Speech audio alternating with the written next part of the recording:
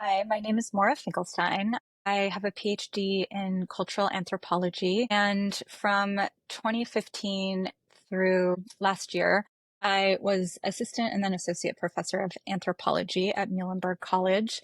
I was trained as an anthropologist of labor, specializing in urban India. And I also did work on disability studies, multi-species ethnography, and I taught a class about Palestine and published and wrote about teaching about Palestine. And I did that for the entirety of my teaching career. It was never really all that much of a problem to the administration at my college, although I was on the radar of Hillel International and the Hillel chapter at Muhlenberg College, which is a Zionist organization that claims to be the Center for Jewish Life on campus, but is actually an organization invested in centering Israel on college and university campuses. So in the immediate aftermath of Al-Aqsa flood, I taught two classes in which I gave my students, because of the relevancy to the world and the material, the opportunity to ask questions about what was happening in Palestine and in Gaza. And that set off a series of events in which I was investigated by my college, first for my teaching, which did not go anywhere. I'm not a person who is known for bullying my students in my classes, but instead opening up spaces for students to learn and ask questions. And that was very clear. And then there was an investigation into my publications, which, because of, the college still being invested in academic freedom, didn't really go anywhere either.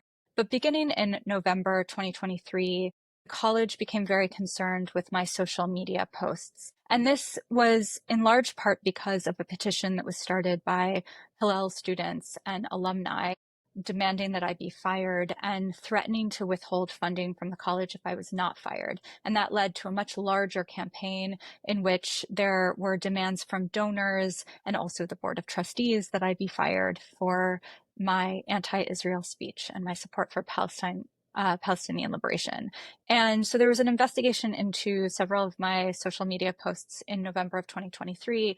And then in January of 2024, days after the Department of Education released its list of like 90 some colleges and universities that were under investigation for potential Title VI violations, most of which were Zionist students upset about being called out for supporting genocide, there was a complaint that was lodged against me by a student in Hillel leadership. And I later found out that what had been happening for the past few months was that the director of Muhlenberg's campus Hillel and the Israel fellow, who is a former Israeli soldier. There are 65 campuses across the country where Hillel hosts an Israel fellow, in which this former Israeli soldier has a job on campus. And that job is to teach students about Israel, encourage them to move to Israel, and encourage them to join the Israeli military. So these two staff members of my college who had been surveilling my social media, taking screenshots of things I was posting on my personal Instagram page,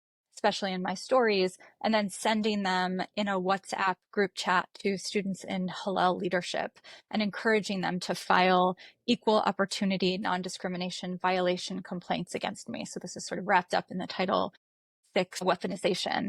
And in these complaints, the argument is that whenever I critiqued Zionism or Zionists, I was actually attacking Jews and Judaism. So the argument that they were making is that Zionism and Judaism are the same, and therefore anti-Zionism is anti-Semitism. And so I posted a slide on my personal Instagram account in January. I did not write the post. It was written by a Palestinian poet named Remy Kanazi. And it was calling for us to not normalize Zionism. And, I just posted that without commentary. And the student, as well as the college, filed equal opportunity complaints against me. And because of these complaints, I was placed on leave on January 24th, 2024. I was investigated by an outside firm for the next few months. In April of 2024, the investigators determined that while I might be guilty of bad taste, I didn't violate the EO policy. And despite this, my college chose to terminate my tenured position on May 31st, 2024, for 4 counts of harassment. And essentially, they determined that because the student who filed the complaint believed that Zionism and Judaism were the same, that they were choosing to trust the student and determine that Zionism and Judaism were the same. And so I went through an internal Title IX appeal that was overthrown. And then I went through an appeal in which I petitioned the faculty committee that should have actually seen my case in January and determined whether or not I should be investigated. And they investigated my case. We had a 2-day hearing. They determined that the college did not make a case. They encouraged the president to overturn her determination.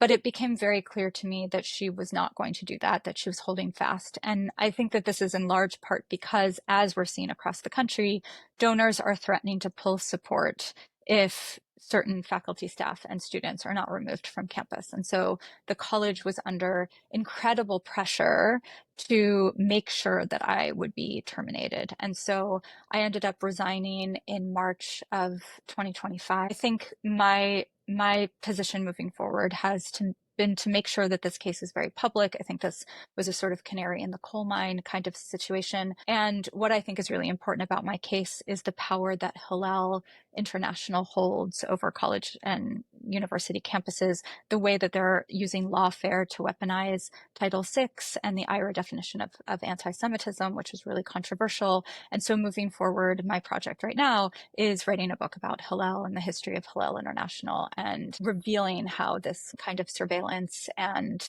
lawfare is operating on our campuses as a way of creating an archive and also revealing the tactics that Zionist repression is taking these days. I think one of the things that I've learned through my case is that if we are not willing to lose things, then we are going to lose everything.